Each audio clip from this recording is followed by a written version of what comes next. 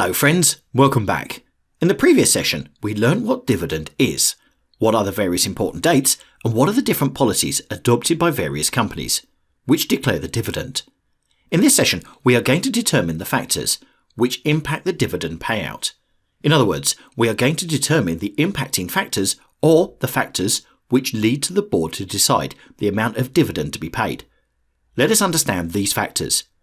These are various factors. 1. Industry. 2. Stage of the life cycle.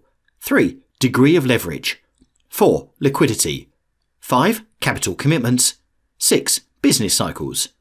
These are 6 important factors which impact the amount of dividends required for payment to the shareholders. Let us understand each of these factors. Industry. Of the important factors that impact the dividend payout is the nature of the industry in which the company operates. Basically, the company should review the kind of industry in which it is operating. What are the different players in that industry? How much money is required in the business? And what are the industry trends?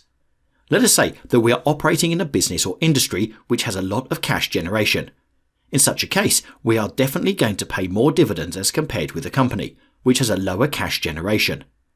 Second, if we are operating in an industry where we are expecting certain kind of major tax implication or capex, which is going to impact the entire industry, then we may pay the tax.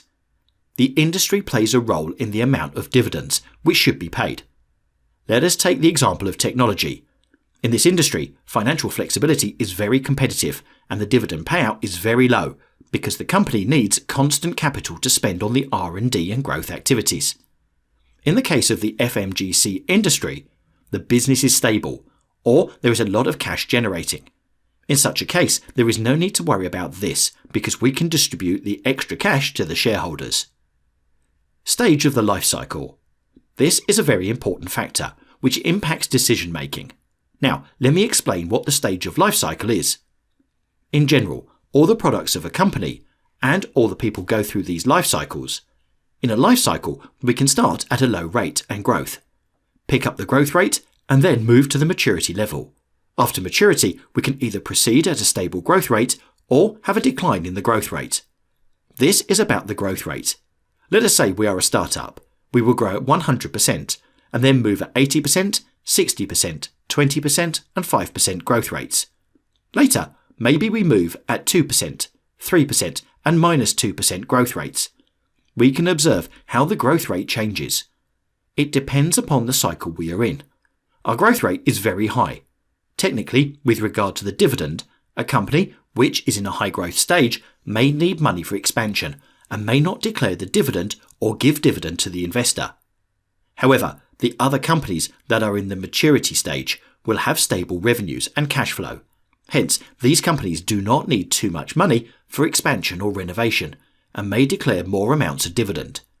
It depends upon which stage in which the company is, which impacts their dividend policy.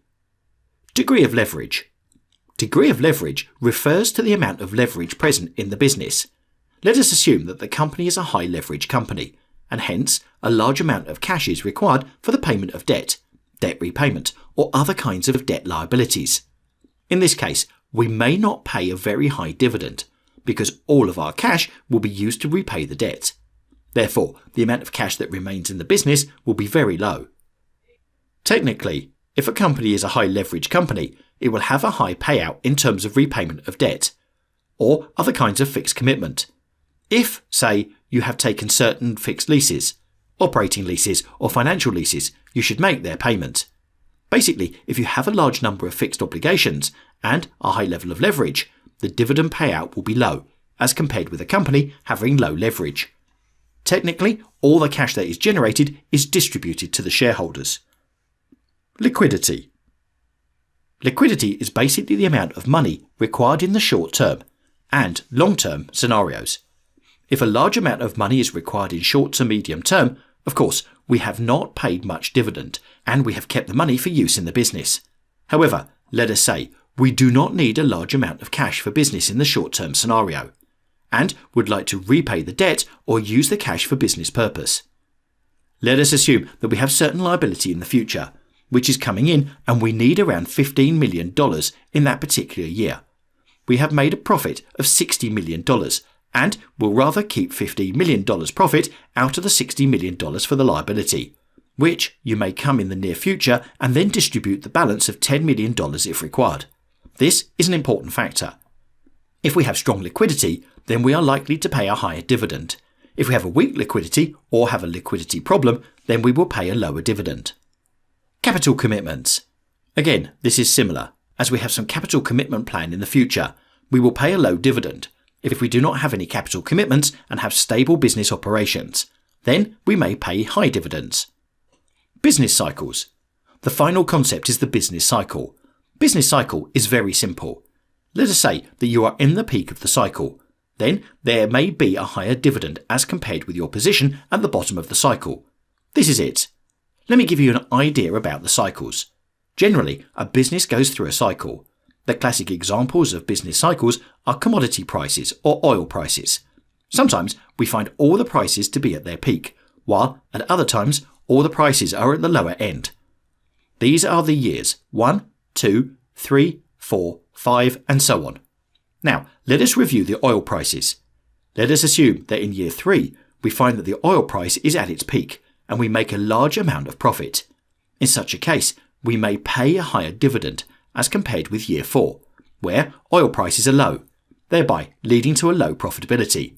Here, we may not pay too much of dividend. Therefore, we are in the cycle where we are making a large amount of money. We are more likely to pay more dividends as compared with the cycle where we are not making money or trying to stay afloat. These are the factors that impact dividends. However, there are many other factors which impact dividend. These are the important key factors which we have highlighted for you.